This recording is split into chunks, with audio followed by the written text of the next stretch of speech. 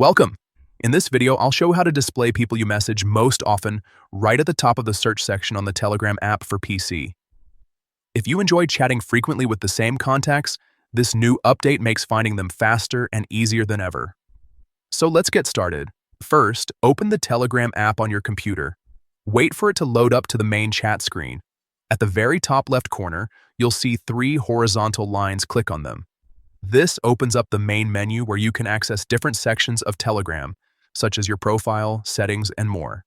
Next, from this menu, click on Settings. Once you're inside, look for Privacy and Security and select it.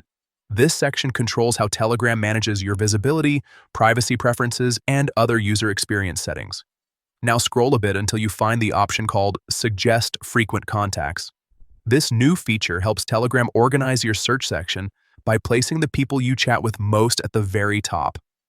It's perfect for keeping your favorite contacts easy to reach whenever you search or start a conversation.